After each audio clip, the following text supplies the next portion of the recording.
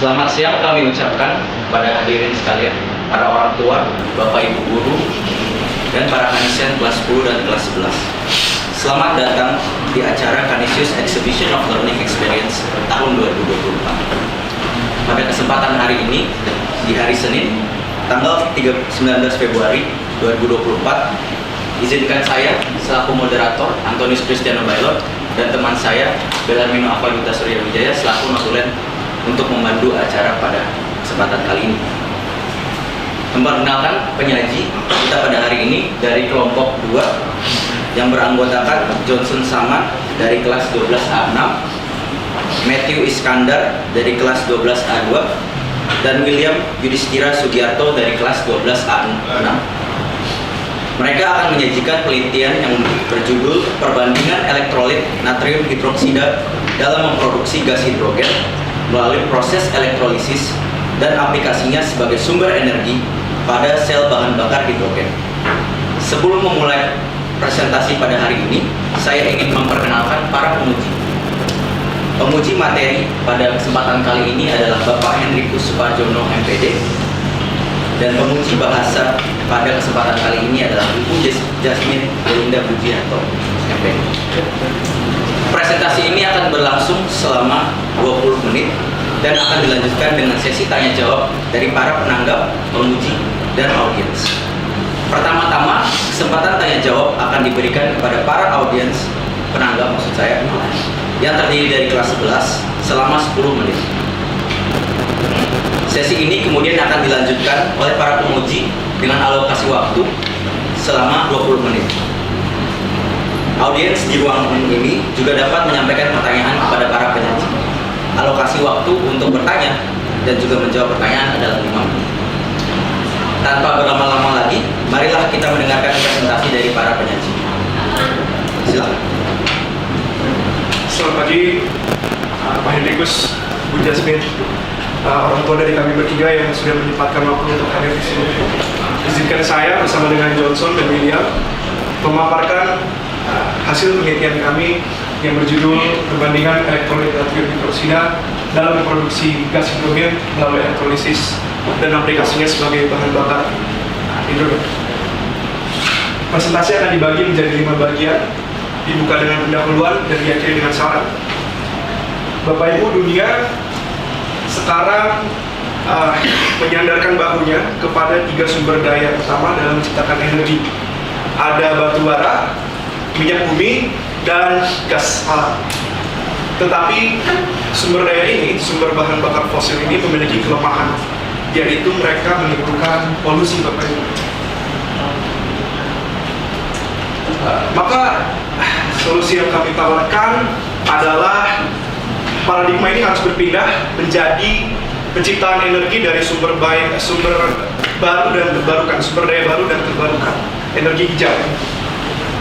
Tetapi kelompok kami memilih sumber daya energi yang cukup tidak terpikirkan, yaitu dari air, Bapak Ibu sekalian. Air. Bukan hanya air biasa, tetapi air ini ditemukan hanya di Jakarta, di mana 72,7% Jakarta ditutupi oleh air ini, Bapak Ibu. Air ini adalah air yang tercemar oleh deterjen dan limbah rumah tangga. Bisa dilihat data di sini, yaitu dari WALKI, Wahana Lingkungan Hidup Indonesia, pada tahun 2021 ternyata sungai di Jakarta didominasi oleh limbah rumah tangga sebanyak 72,7%, lalu limbah perkantoran 17,3%, dan limbah industri sebesar 9,9%. Data ini sejalan dengan hasil penelitian yang dilakukan oleh Dinas Lingkungan Hidup Kota Jakarta, di mana kalau Bapak Ibu lihat di sini ada kali Condet, ada sungai sebelah RSCM dengan rata-rata MBKS atau kadar deterjen sebesar 0,3 mg per liter. Bukan hanya di sungai ini saja, tetapi banyak lagi Bapak Ibu sekalian, ada di Cakung, ada di Angke, dan ada di Sunter. Di mana sumbu Y merepresentasikan kadar deterjen dan sumbu X ini lokasi tempat diambilnya sampel air. Rata-rata 0,3 sampai 0,6 mg per liter deterjen. Tapi ini menjadi concern, menjadi suatu prihatinan karena pemerintah sudah menetapkan batas deterjen dalam air itu sebesar 0,2 mg per liter.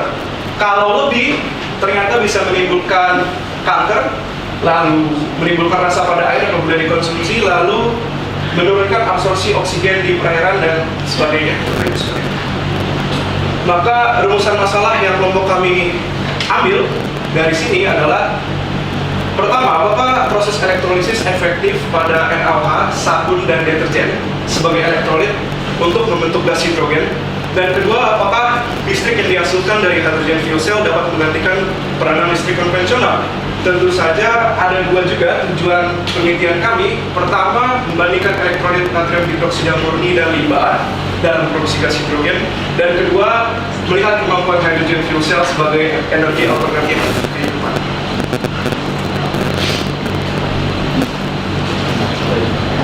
Sekarang saya akan melanjutkan dengan dasar teori. Dasar teori kami dibagi menjadi 4. Yang pertama ada elektrolisis natrium hidroksida atau NaOH, hidrogen, dan hydrogen fuel cell. Yang pertama, elektrolisis. Apa itu elektrolisis? Menurut Ryan dan Norris pada tahun 2020, elektrolisis adalah proses yang mendekomposisi suatu senyawa menjadi ion-ion karena dialiri suatu listrik di dalam sel elektrolisis. Elektrolisis diaplikasikan dalam kehidupan sehari-hari kita sebagai proses untuk pemecahan air, pelapisan logam, isolasi logam, dan pemurnian logam. Ini adalah rangkaian elektrolisis, dimulai dari elektrolit yang kemudian akan ditampung oleh suatu wadah. Kemudian ada dua elektroda, satu bersifat positif yang disebut sebagai anoda, dan yang lainnya bersifat negatif disebut sebagai katoda. Kedua elektroda ini dihubungkan pada suatu sumber listrik yang bersifat DC. Lalu ini ada reaksi dari elektrolisis. Dua molekul air membentuk dua molekul hidrogen dan oksigen. Namun reaksi ini berjalan dengan sangat lambat, sehingga dibutuhkan suatu elektrolit yang bisa mempercepat reaksi ini. Ini adalah natrium hidroksida atau NaOH. NaOH merupakan basa dan kaustatik yang bersifat anorganik. NaOH merupakan senyawa ionik yang solid dan putih dan mengandung kation Na+ dan anion OH-. Natrium hidroksida mudah larut dalam air dan mudah menyerap kelembapan dan karbon dioksida dari udara. NaOH juga merupakan salah satu elektrolit basa yang bisa digunakan untuk elektrolisis. Senyawanya juga ditemukan di alat-alat pembersih seperti deterjen dan sabun karena sifatnya yang dapat mengikat lemak dan minyak. Lalu hidrogen. Hidrogen adalah unsur pertama pada tabel periodik. Pada suhu dan tekanan standar, hidrogen tidak berwarna, tidak berbau, bersifat non-logam dan bervalensi tunggal. Hidrogen sering dianggap sebagai bahan bakar masa depan karena hidrogen dapat diproduksi secara bersih tanpa mencemari lingkungan dan bisa digunakan dalam fuel cell. Terakhir, hidrogen merupakan gas diatomik yang sangat mudah terbakar. Lalu sel bahan bakar hidrogen. Menurut Bielan dan kawan-kawan pada tahun 2001, sel bahan bakar atau fuel cell adalah sebuah perangkat kimia yang terdiri dari reaktan yang selalu disuplai oleh hidrogen dan oksigen untuk memproduksi listrik secara langsung. Sel bahan bakar hidrogen memiliki dua kutub. Satu kutub anoda untuk mengalirkan hidrogen dan kutub katoda untuk mengalirkan oksigen. Ini adalah reaksi terjadi di hydrogen fuel cell, yang ini terjadi pada katoda dan ini terjadi pada anoda. Secara singkat, ini merupakan reaksi secara keseluruhan. Dua molekul hidrogen direaksikan dengan oksigen membentuk dua molekul air dengan entalpi minus 484 kJ. Lalu metodologi penelitian. Jenis penelitian yang kami anut di sini adalah kuantitatif eksperimental. Data yang kami dapatkan merupakan waktu yang dibutuhkan setiap percobaan untuk membentuk 100 ml gas hidrogen dan tegangan listrik yang dihasilkan oleh fuel cell. Penelitian ini dilakukan di Laboratorium Kimia SMA Polres Kanisius, Jakarta pada tanggal 17 Januari 2024 hingga tanggal 31 Januari 2024. Inilah variabel penelitian kami, variabel bebas, yaitu variabel yang mempengaruhi merupakan suhu ruangan, tekanan, dan kemudian elektrolit NaOH yang digunakan. Lalu variabel terikat, variabel yang dipengaruhi merupakan waktu produksi gas hidrogen, kemurnian hasil gas hidrogen, dan tegangan listrik yang dihasilkan.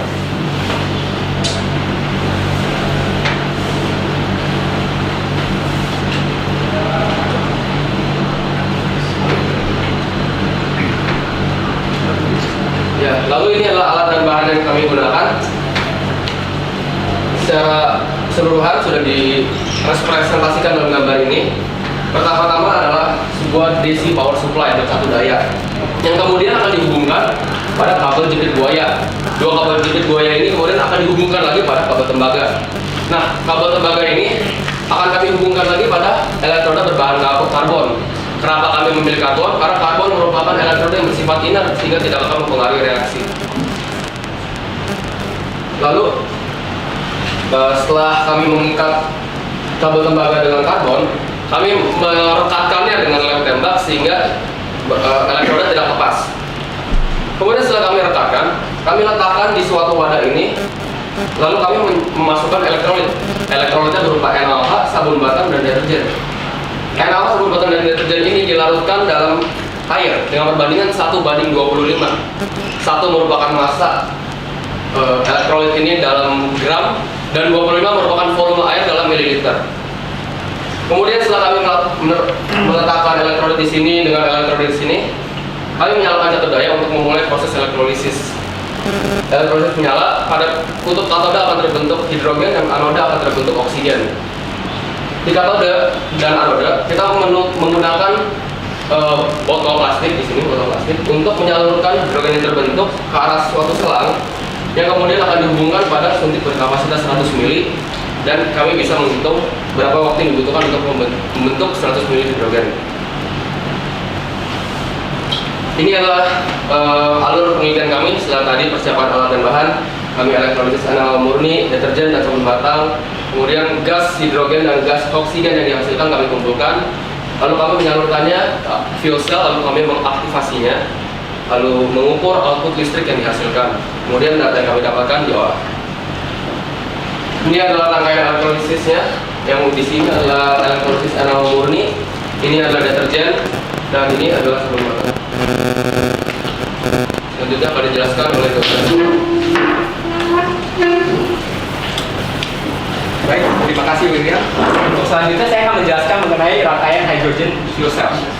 Seperti ini rangkaian hydrogen fuel cell dalam penelitian kami, dan rangkaian ini didasari oleh William Robert Group yang ditulis jurnalnya oleh John Moyrick Thomas dengan judul The Fuel Cell and the Hydrogen Economy pada tahun 1839. Dan di sini ada gas hidrogen dan juga gas oksigen pada elektrodanya, dan terdapat kawat platina ditancapkan pada kedua elektroda tersebut.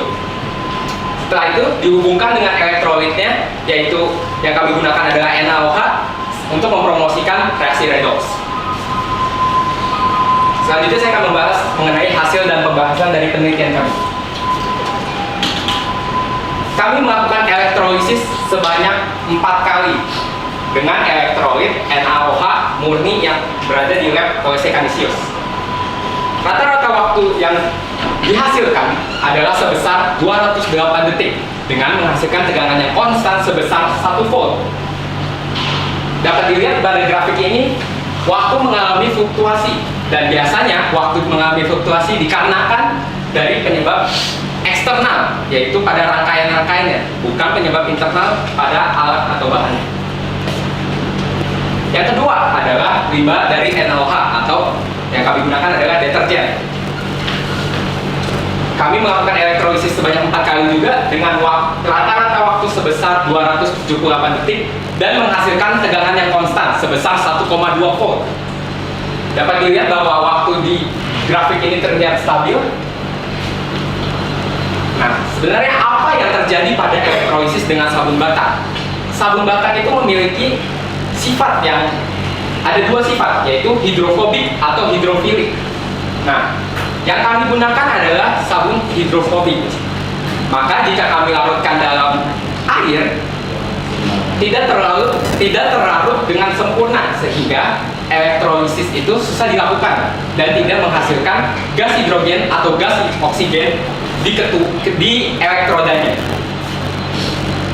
Nah, untuk pembuktian melalui gas hidrogen berdasar pada dasar teori yang sudah kami sebutkan tadi, yaitu hidrogen adalah gas yang mudah terbakar dan tidak berbau. Maka dari itu, kami menyalakan spiritus dan juga menyulut hidrogennya pada api tersebut. Jika api tersebut, maka dapat dipastikan terdapat gas hidrogen dalam katoda.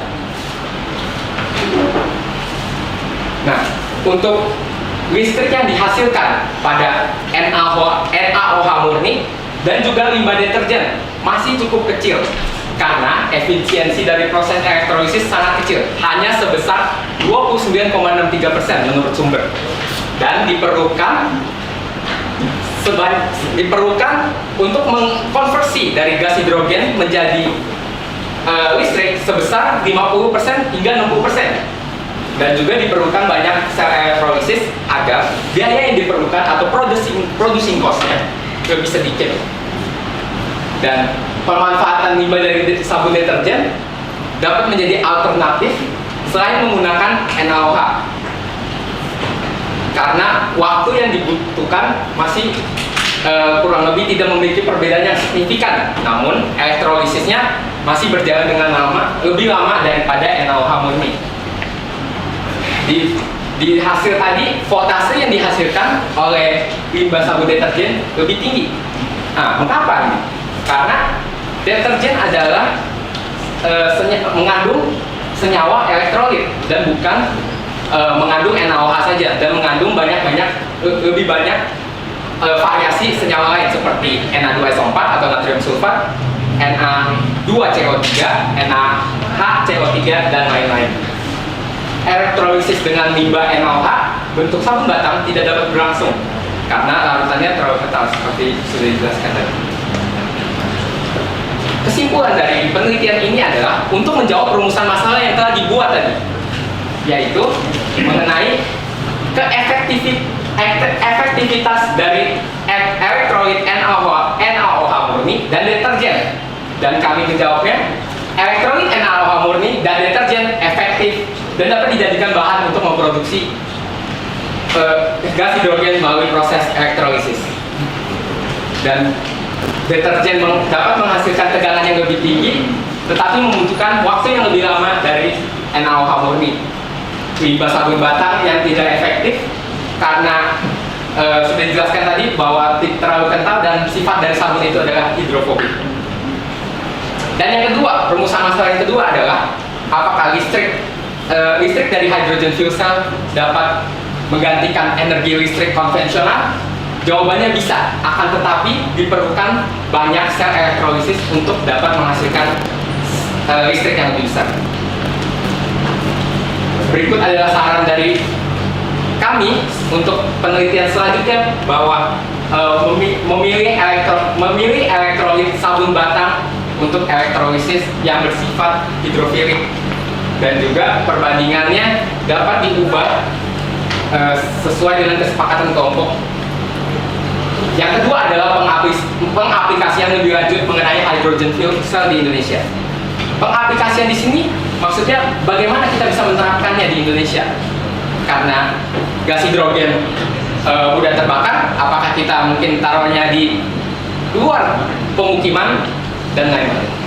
Dan yang ketiga, jika mengeluarkan inovasi energi bersih, tentu saja harus dapat menjangkau masyarakat bawah, menengah, dan juga atas. Maka dari itu diperlukan analisis ekonomi lebih lanjut untuk mengevaluasi kelayakan dan potensi penerapannya dalam skala besar. Berikut adalah daftar pustaka yang kami gunakan. Kami ingin mengucapkan terima kasih kepada hadirin, penguji yang telah bersedia menguji kami, orang tua yang sempat hadir, dan yang kami cintai, dan juga teman-teman kami yang telah mendorong kami untuk menyelesaikan penelitian ini sehingga dapat dipresentasikan di muka umum. Terima kasih.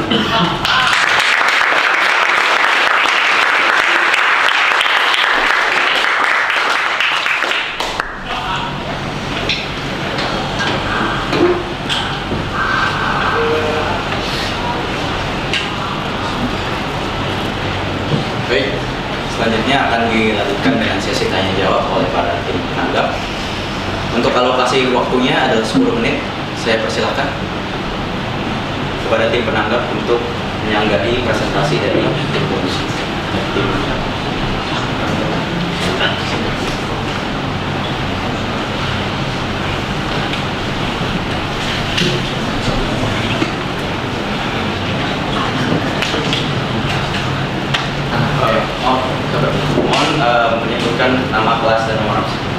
Saya Michael Marco Ferdinand dari kelas 10-4 nomor absen 25. Saya ingin bertanya. Boleh balik ke slide yang alat dan bahan tidak? Ini pertanyaannya simpel.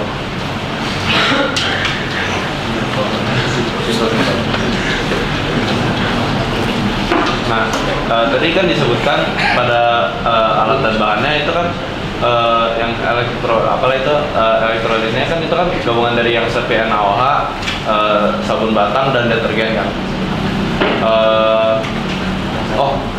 Baru. Dan air kan itu kan bandingnya 1:25. Tadi airnya berapa mililiter? Ya seberapa?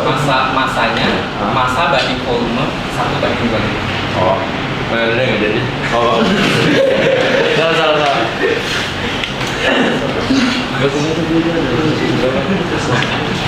Sorry.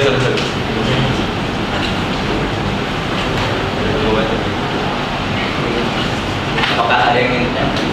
Nama saya Rizal Suwandi dari kelas 4 absen 11. Ini pertanyaan 11. 20. Satu. Tapi di sini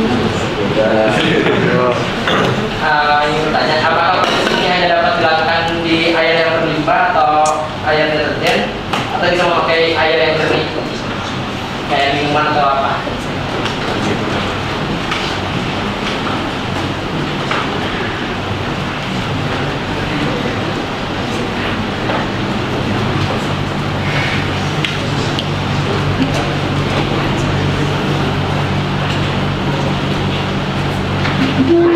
Baik, izin untuk menjawab pertanyaannya. Bisa, tetapi gas hidrogen yang dihasilkan tidak sebanyak itu, karena air murni atau air jernih itu mempunyai kandungan H+ yang sedikit, maka kami menggunakan elektrolit NaOH dibanding hanya air biasa. Kami elektrolisis, walaupun reaksinya sama, tapi jumlah dari gas hidrogennya berbeda. Baik, perkenalkan nama saya Jarus Prabadi. Saya ingin bertanya, ini fuel cell sudah layak dikembangkan. Mengapa teman-teman di sini menggunakan rangkaian fuel cell yang pertama kali diciptakan? Terima kasih pertanyaannya. Pertanyaan yang sangat bagus. Kendalanya hanya ada pada biaya ya. Karena fuel cell yang bagus itu harganya sangat mahal sekali. Jadi fuel cell konvensional kami pikir cukup apabila sudah membuktikan adanya listrik yang dihasilkan dari gas hidrogen. Terima kasih.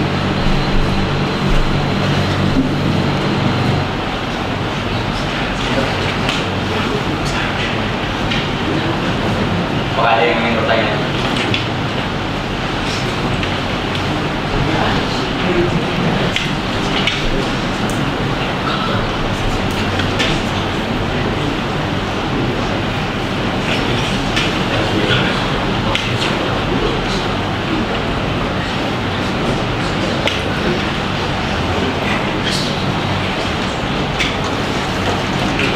Perkenalkan, nama saya Leonard Marvel dari kelas 10 absen 19. Saya memiliki pertanyaan. Mungkin seperti yang kita semua lihat pada saat kakak sedang praktikum di lab, kami kan juga sedang berada di lab. Kita melihat pada di lab itu praktikum ini air langsung dicampur dengan yang namanya deterjen, sabun dan lain-lain. Tapi kalau langsung analisis, jika langsung dengan air yang ada di Jakarta ini, apakah hasilnya nanti akan seefektif dan dapat digunakan untuk pembangkit listrik seperti itu?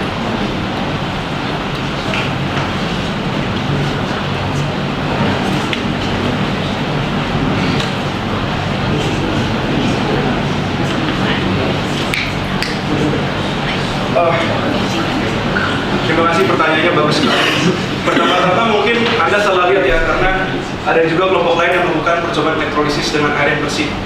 Kedua, seperti yang kita ketahui, proses pemurnian air itu ada banyak tahapnya. Dan pada air tercemar bukan hanya limbah deterjen yang ada dalam situ, ada juga logam berat, ada juga sedimen berupa tinja. Pertama, sedimen dapat diendapkan, lalu logam dapat diendapkan juga. Kalau berbentuk ion, bisa dilakukan proses sel volta atau galvani. Kalau deterjen, nanti sisanya bisa dilakukan proses elektrolisis seperti apa yang kami lakukan di sini. Jadi, kalau ditanya apakah air limbah itu bisa atau enggak, sangat-sangat bisa sih.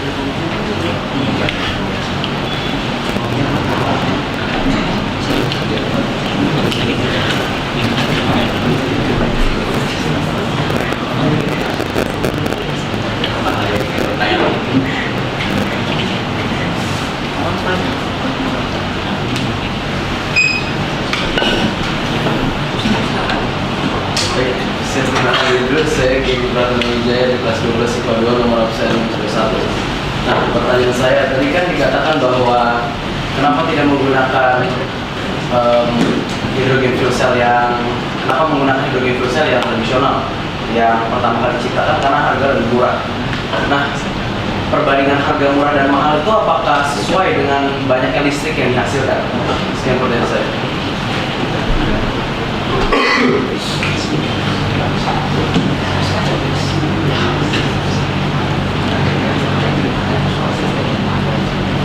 Baik, terima kasih untuk pertanyaannya. Yang kami lakukan itu adalah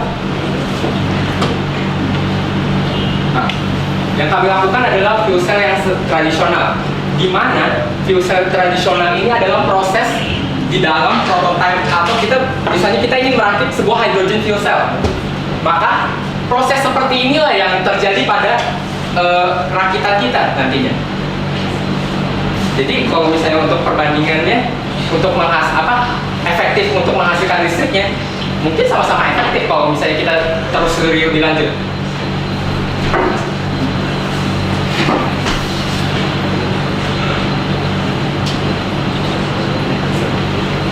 Ada yang ingin bertanya lagi? Perkenalkan, nama saya Nicholas Song dari kelas 12 IPA 6 absen 22. Saya ingin bertanya, kenapa kalian bisa mengatakan bahwa deterjen lebih tinggi karena mengandung senyawa elektrolit? Berarti yang kalian ukur itu adalah keelektrolitan senyawanya, bukan gas hidrogennya. Karena senyawa elektrolit itu juga dapat menghasilkan listrik. Mohon pencerahan. Pada dasarnya senyawa elektrolit dalam hal ini itu berfungsi untuk mempromosikan reaksi redoksi. Elektrolit dalam sel bahan bakar hidrogen itu berperan sebagai medium konduktif untuk ion, memungkinkan pergerakan ion proton H+ dari anoda ke katode melalui elektrolit. Nah, dengan adanya elektrolit ini terjadi pemisahan antara elektroda anoda dan elektroda katode, sehingga memungkinkan aliran elektron melalui sirkuit eksternal untuk menghasilkan listrik. Sudah. Mana?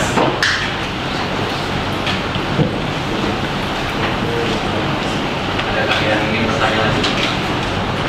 Satu tanya.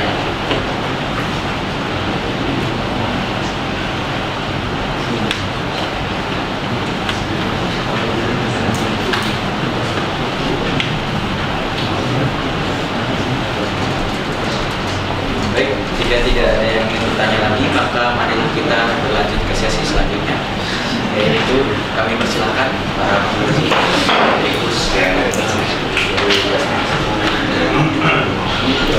Waktunya berapa menit? untuk alokasi waktunya 20 menit. Per orang? Dan Secara keseluruhan 20 menit ya? Saya 2 menit aja.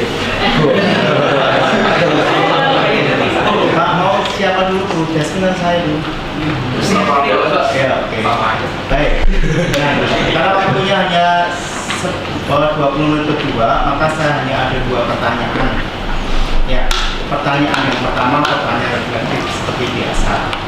Nah, selama melakukan percobaan ini atau penelitian ini, kira-kira tuh apa yang kalian dapatkan dari kerjasama kalian bertiga? Yang kedua, sebetulnya angan-angan atau masalah apa yang ingin kalian berikan untuk masyarakat ini supaya penelitian Anda itu bermanfaat bagi orang banyak? Refleksinya seperti apa? Itu pertanyaan satu. Dijawab dulu.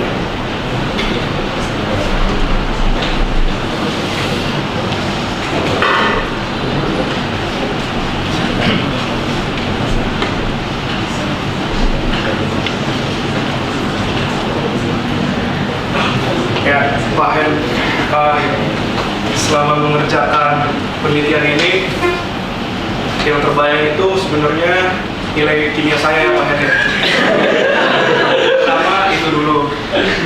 Kedua, kami merasa senang bahwa kontribusi sekecil apapun sebenarnya dapat menimbulkan efek yang besar Pak Hen. Bahwa teori yang diajarkan di kelas, soal-soal yang diajarkan ternyata bisa membantu kami menjelajahi ide-ide baru yang ternyata di Indonesia mungkin belum terpikirkan. kedua, mungkin pesan kami bertiga untuk masyarakat ini, mungkin kita lebih bisa membuka mata dan hati kepada apa yang sebenarnya dunia ini sedang lalui, Pak ya. Karena salah satu dasar kami melakukan penelitian adalah keprihatinan terhadap perubahan iklim yang terjadi. Terima kasih. Ya, ya. Terima kasih Pak Matthew. Mungkin untuk proses research paper ini, proses research paper hanya sebagai wadah untuk kami menjalankan afektif kami seperti kedisiplinan. Kami seringkali mungkin tidak disiplin dan juga sering menunda-nunda proses praktikum kami, sehingga tadi kalau misalnya dibilang dipresentasikan waktunya 17 Januari sampai 31 Januari, di mana deadline-nya adalah tanggal 4 Februari. Nah itu. Terus habis itu yang kedua adalah mungkin kerjasama ya, karena kami bertiga udah cukup kenal satu sama lain. Mengisi waktu itu cukup mudah dan koordinasinya cukup mudah sekali kalau menurut kami. Dan proses-proses ini mungkin untuk masyarakat kedepannya, bahwa emang ilmu itu penting dan perlu kita pelajari. Tanpa ilmu mungkin kita emang nggak bisa. Gas hidrogen bisa jadi apa sih sebenarnya? Apa emang bisa jadi listrik? Kalau misalnya untuk membuktikan itu, kita perlu ilmu-ilmu yang mungkin Pak Hen, Bu Endang, Pak Anung, dan lain-lainnya udah mengajari kami di kelas. Secara keseluruhan, pesan dari saya, refleksi dari saya itu udah diwakili sama Matthew dan Johnson, tapi dari saya ya sama. Jadi research paper ini mengajarkan kami bagaimana cara kita kerjasama antara kami bertiga, bagaimana kita bisa menyatukan pikiran kami dalam jurnal ini, dalam presentasi ini, bagaimana kita bisa saling membantu, terutama ketika kami sedang praktek, bagaimana kami bisa berdiskusi, terutama dengan pembimbing kami, bagaimana kami bisa setuju, kami mau bimbingan tanggal segini, dan kami juga bisa belajar bagaimana kita berkomunikasi dengan pembimbing, bagaimana rasanya ketika pembimbing sedang sibuk, padahal kita udah setuju tanggal segitu gitu. Ya, untuk pesan ke masyarakat juga sebenarnya sudah diwakilkan oleh mereka. Kami berharap masyarakat bisa lebih membuka mata lagi terhadap energi baru ini. Terima kasih. Baik, terima kasih atas refleksinya. Sekarang pertanyaan Bang. Pertanyaan kedua, nomor 2 ya, nomor 2A. Dua soalnya 2A sampai G nanti ya. Kalian menguji perbandingan elektron natrium hidroksida pada muri dibandingkan dengan imbal deterjen gas sabun standarnya. Coba tuliskan rumus dari deterjen itu apa sih? Apakah deterjen memang mengandung NaOH? Karena ini NaOH ya. Apakah deterjen mengandung NaOH? Apakah sabun batang mengandung NaOH? Ya. Karena setahu saya pembuatan sabun itu dari apa dan apa yang diajarkan kemarin? Sabun terbuat dari NaOH dan minyak. Minyak, lemak, ditambah Menurut pelajaran baru kayak gitu, Pak? Praktikum kelas 10 Pak Bu Pak. Ya, itu kan itu minyak ditambah NaOH. Oke. Artinya dari lemak ditambah dengan hidrolisis dengan rasa kuat, contohnya adalah NaOH akan menghasilkan sabun dan satu lagi hasil samping sabun adalah kemarin loh.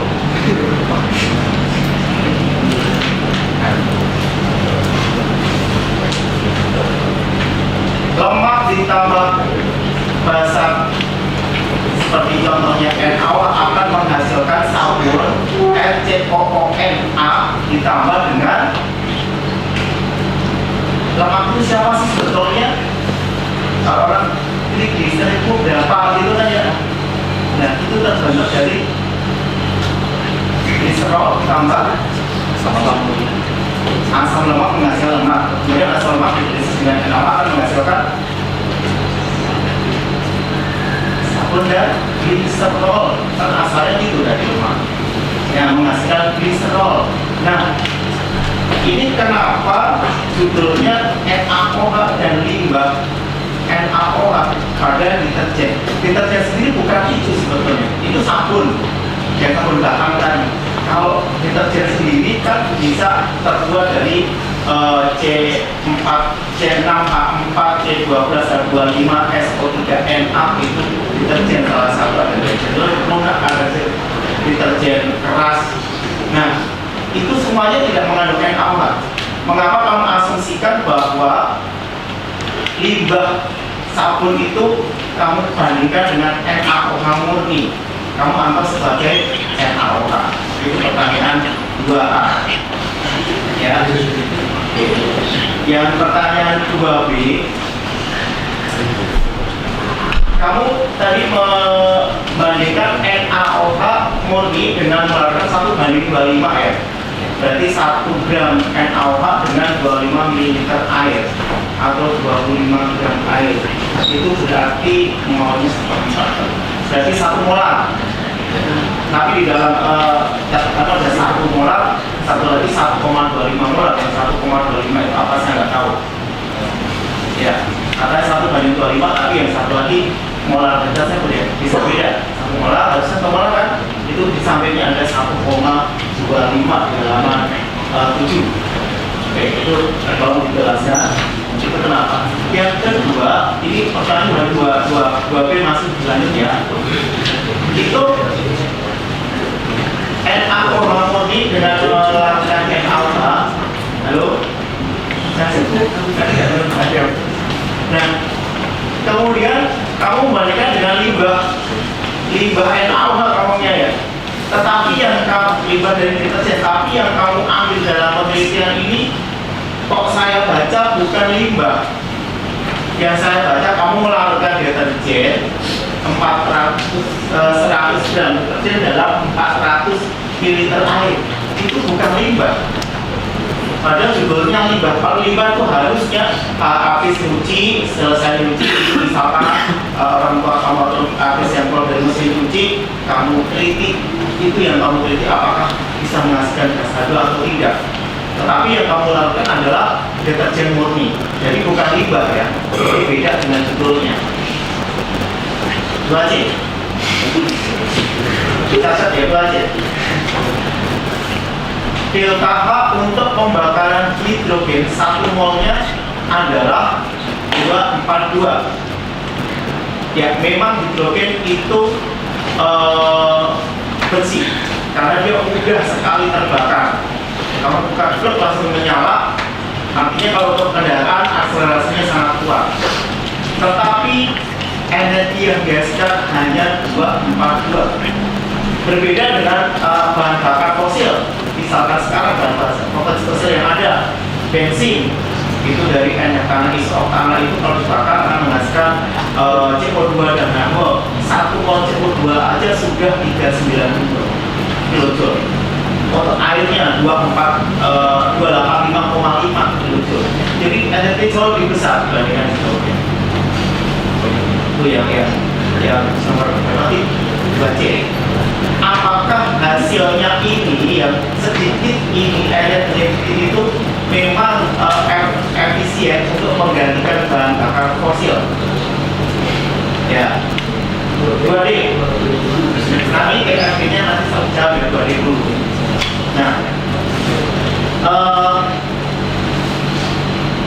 pembuatan gas hidrogen itu selain dari NaOH apa saja yang lebih murah sebetulnya?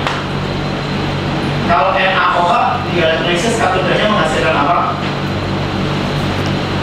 2H2O karena 2 elektron menghasilkan H2 dan H2 dan 2O amin. 2O amin. Larutan NaCl. Na berarti kan di katoda sama kayak tadi. Kalau Cl berarti di anodanya Cl2 Cl min menghasilkan 2 elektron dan Cl2. Oke. NaCl paling banyak terdapat di mana? Karena kalian banyak dapat di mana? Garam-garam laut. Iya, karena laut ya. Di mana? Di laut. Kamu menggunakan limbah ini atau menggunakan air laut sama apa tidak? Lebih murah dari mana? Iya. Itu pertanyaannya yang ketiga sudah ada kedua itu bisa sekarang juga ahli tadi kan.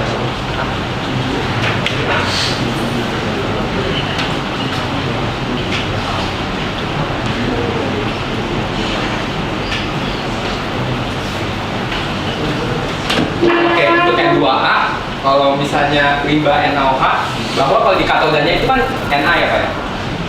Kalau misalnya tadi kan kalau deterjen itu ada Na-nya. Kalau misalnya gitu tetap menghasilkan gas H2 Pak, sesuai reaksi. Betul dengan H2 karena deterjen bisa mengandung Na tadi bahan yang keras maupun yang lunak. Tetapi kalau kamu NaOH dan di dalam sabun itu sudah tidak ada NaOH lagi. Ya, memang untuk membuat sabun menggunakan NaOH, tetapi hasilnya sudah tidak NaOH lagi. Hasilnya adalah sebuah garam natrium karboksilat. Jadi bukan NaOH, jadi nggak bisa disebutkan di dalam itu NaOH murni dengan NaOH hasil limbah deterjen. Karena di deterjen sudah tidak ada NaOH lagi, ada Na. Mungkin yang menghasilkan H2-nya bukan NaOH tapi Na-nya tadi. Golongan 1A kalau elektrolisis akan menghasilkan H2 plus 2 paham ya? Jadi itu tolong perbaiki yang dibandingkan antara saya tercampur dengan NaOH padahal itu tidak secara konten dan takutnya salah. Oke, 2B.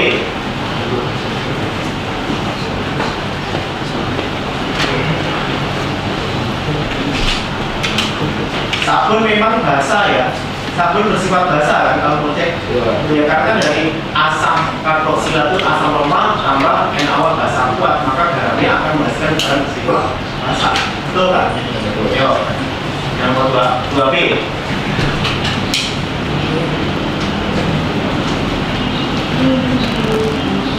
Pertanyaan dari dengarkan.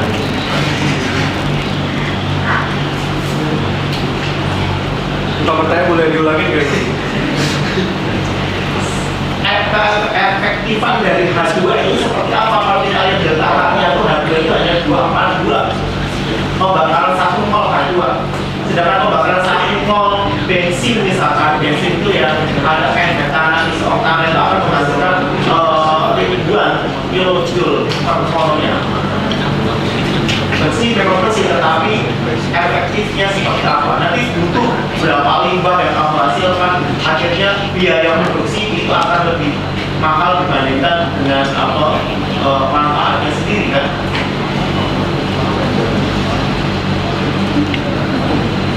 Alasannya apa sih? Alasan produksi doang ya?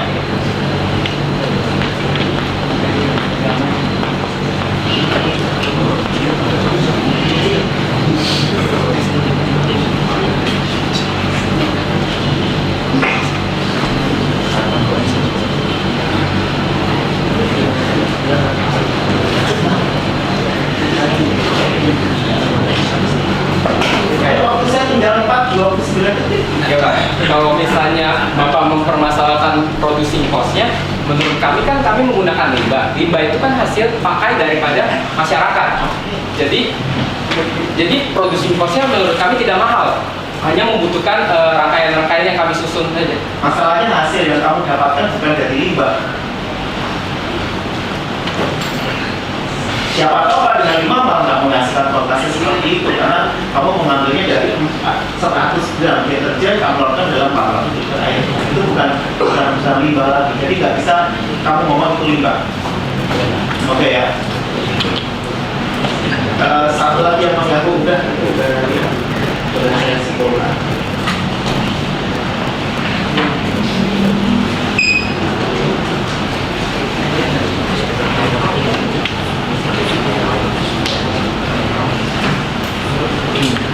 Masuk diskusi apa?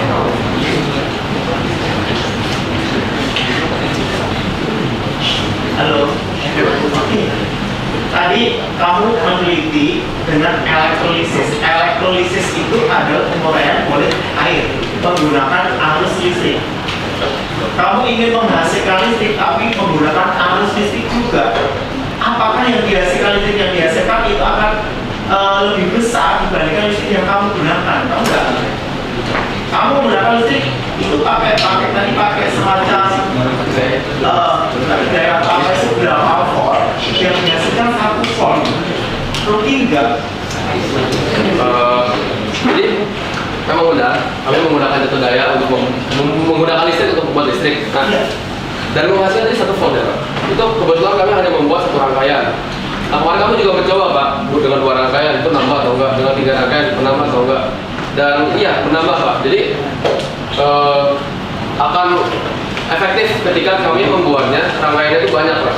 Jadi akan membuat penghasilkan listrik yang ekuivalen dengan listrik yang kami gunakan untuk elektrolisis. Ya betul, proses sosialisasi berarti kita membutuhkan banyak baterai misalkan ya. Semakin sosialisasi baterai semakin besar, I-nya semakin besar, T-nya makin besar, NP sama dengan I kali T per 9.500 masih ingat ya itu ya. Nah itu semakin banyak I-nya maka integral sosialisasi maka mendapat I yang sama sebetulnya masing-masingnya. Itu artinya butuh banyak juga menghasilkan banyak tapi butuh baterai yang banyak juga. Jadi gini Pak, apa? Jadi Pak, kalau dalam satu daya itu kita kan connect satu daya langsung ke rangkaiannya Pak. Nah rangkaiannya itu berarti kan tersusun berapa sel? Misalnya kita taruh 4 sel deh Pak. Nah dari kutub katoda sama kutub anoda kita bisa sambungkan dari rangkaian satu ke rangkaian lain Pak. Iya itu susunan seri saya tahu. Iya. Ya, susunan seri artinya kita juga baterainya satu atau banyak bisa satu. Voltasenya kemarin kami gunakan tetap dan kami kan menggunakan 20 volt untuk satu rangkaian. Nah setelah itu kita tambahkan rangkaiannya dengan voltase yang kita gunakan sama 20 volt dan itu menghasilkan tegangan yang bertambah juga tegangannya. Oke, kalau tegangan bertambah arusnya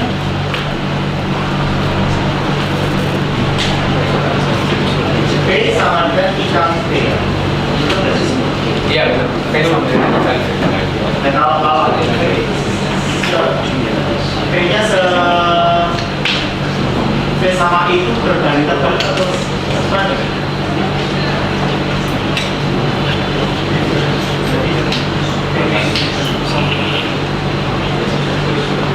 Ya I kali T itu Q bukan V berbanding terbalik.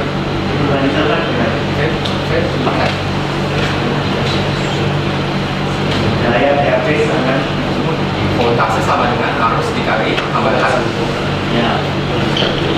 Tadi antara P dengan I berbanding terbalik atau Enggak terbalik kan? enggak berbanding terbalik tapi yang berbanding senilai. Itu saya masih ada di ya sudah, jadi saya minta tolong di besok jelas kalau saya menuju limbah ya limbah. Apakah saat itu memang ada NaOH atau tidak? Kamu belum, itu tidak ada NaOH, ngomongnya NaOH. Jadi ini secara betul dan ini sudah tidak sesuai dan percobaannya tidak melakukan apa yang ada di situ. Terima kasih.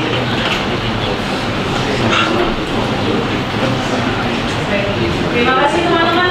Saya ingin mengapresiasi terlebih dahulu.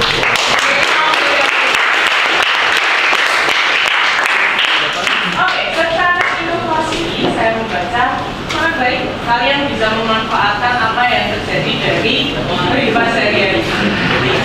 Kalau saya baca daftar pustaka, cuma bacanya bahasa Inggris. Tinggi sekali.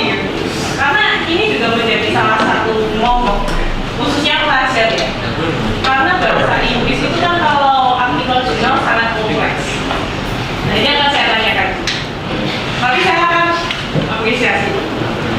Dan saya lihat semua daftar pustaka kalian itu sesuai dengan apa yang kalian pilih.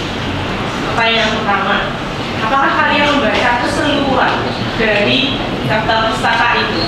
Atau hanya mengambil teori-teori? Silahkan dijawab.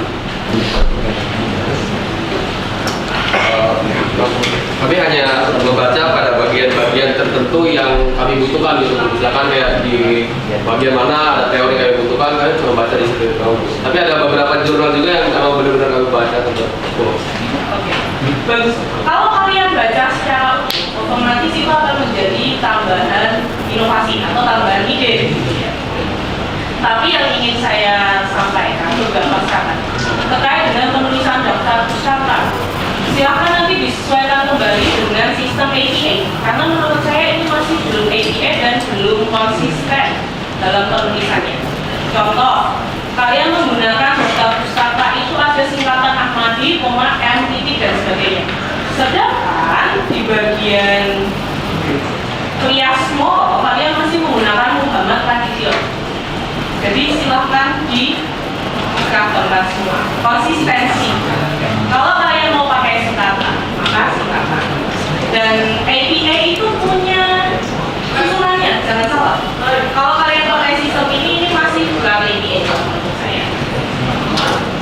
Salah satu yang saya ingin apresiasi lagi juga kalian sudah mengumpulkan dari A sampai Z. Itu sangat baik. Karena kadang masih ada yang lupa untuk mengumpulkan. Oke, kita masuk ke dalam pertanyaan dan juga saran. Oke, silahkan teman-teman buka bagian abstrak di halaman ke ada kata non terbarukan. Kalian menggunakan tanda bisa di kalimat pertama. Apakah penulisan non terbarukan itu bagus? Kalau menurut kalian tidak bagus, harusnya seperti apa? Tidak dapat diperbarui, tidak terbaru. Normnya tidak dimasalahkan, tapi penggunaan tanda bacanya belum tepat. Seharusnya bagaimana? Strip. Kita tidak punya istilah strip loh teman-teman. Tanda bisa atau tanda hukum?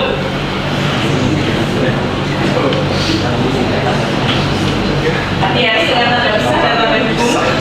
Tanda bisa, oke, bagus. Berarti Yudis, lalu juga Johnson, non terbarukan itu tidak pakai tanda bisa.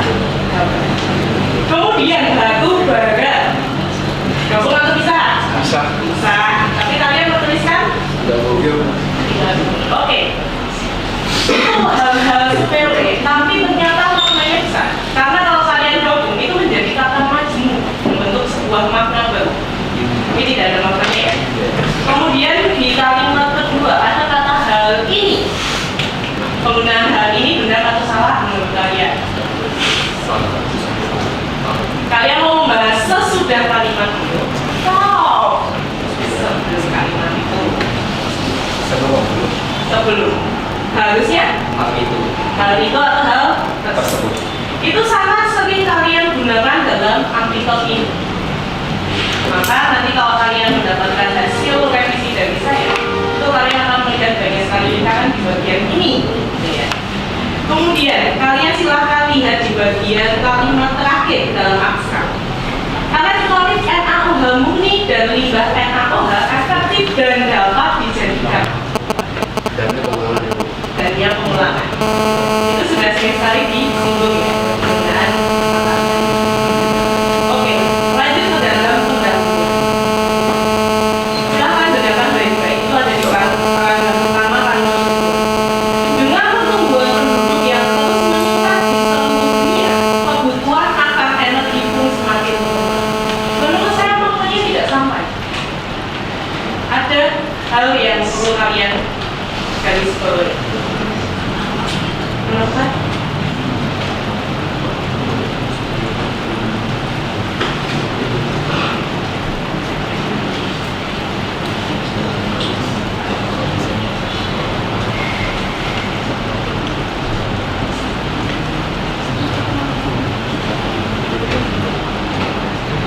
teman-teman di bagian mana? Kalimat kedua dari Kalimat kedua paragraf pertama. maksud ibu gimana? Makna dari kalimat ini tidak sampai pada saya. Maksudnya itu bahwa pertumbuhan penduduk itu selaras dengan kebutuhan energi. Secara verbal bisa ya, tapi secara tulisan coba kalian bandingkan dengan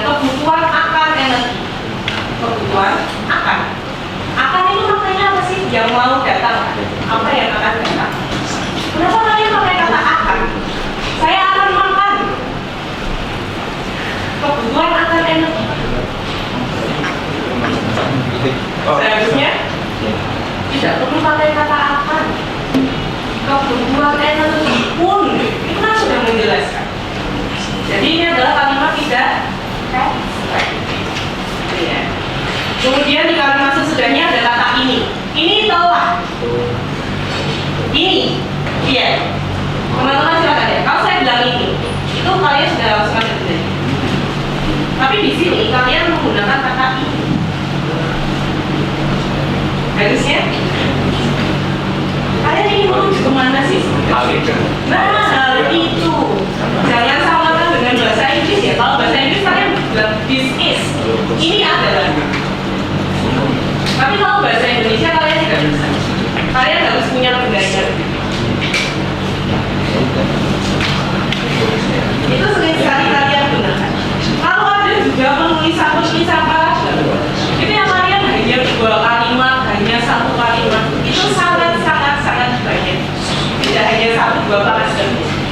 Nanti teman-teman silakan cari. Kemudian ada ketidakkonsistenan dalam penulisan oksigen. Silakan kalian lihat di dalam penulisan kalian di halaman 5. Artinya dalam setiap molekul air terdapat 2 atom hidrogen dan 1 oksigen. Hidrogennya kalian huruf kecil. Oksigen bentuknya kapital. Kalau ini bisa terjadi. Karena awalnya kami menulis huruf besar semua. Menurut pembimbing kami. Setelah itu kami baca buku panduan yang diberikan oleh tim RP, ternyata kecil semua. Terus maka ada kelalaian yang lupa diganti. Saya lupa di. Tadi saya sudah mengonfirmasi pada Pak penulisan oksigen. Kalau dalam penulisan biasa lebih kecil ya Pak. Jadi ini termasuk hal yang cukup fatal dalam penulisan ini, ya. Kemudian kalian juga sering sekali menuliskan kata namun di awal kalimat, tapi kalimat itu ada di awal paragraf sudah. Contohnya di halaman 5 masih sama. Halaman 5 di paragraf 1, 2, 3 setelah kata berdasarkan reaksi dan sebagainya. Namun proses elektrolisis air, kalian ingin menegasikan apa? Namun itu boleh, memang tempatnya adalah di awal kalimat.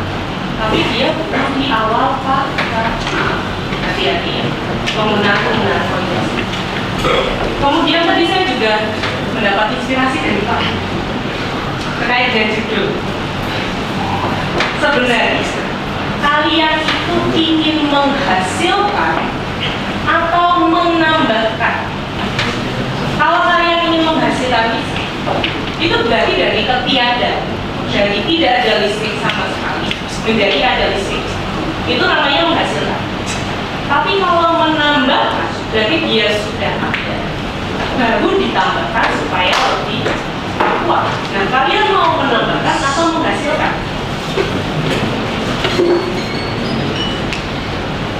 Menambahkan ya, berarti hati-hati.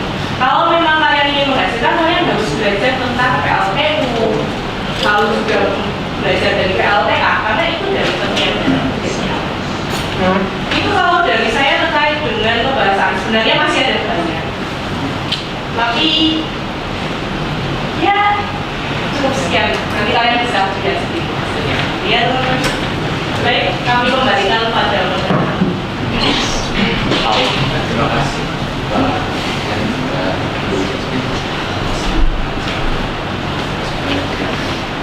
Selanjutnya akan dilanjutkan dengan sesi tanya jawab lagi, tapi dari audiens. Hari ini bertanya dari orang tua. Bapak sama kamu masalah.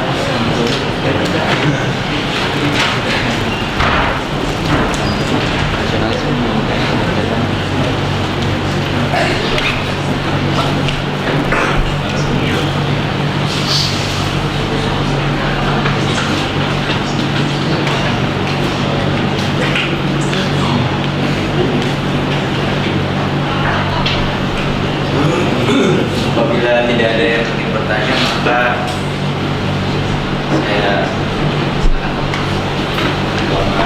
baik, teman-teman saya terima kasih atas kesempatan yang diberikan. Terima kasih kepada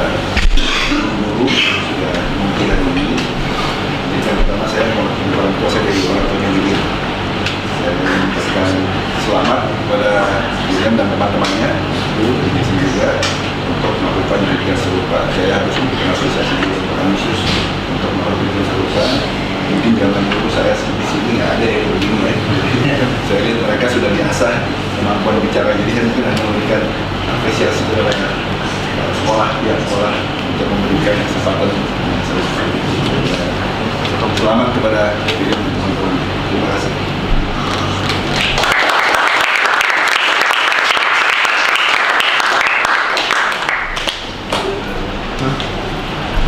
Baik, sekarang kita telah tiba di ujung acara. Mari kita berikan tepuk tangan sekali lagi.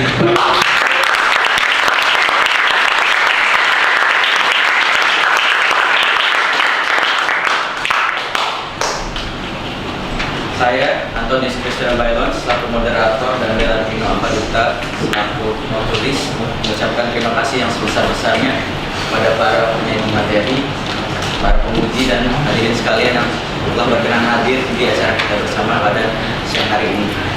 Mohon maaf atas kesalahan yang telah kami perbuat sebelumnya, maupun perkataan kami atau perbuatan kami yang kurang berkenan di hati Anda, dan kiranya dengan apa yang telah diberikan oleh teman-teman kita dan para guru-guru kita bisa bermanfaat bagi kehidupan kita ke depannya. Terima kasih.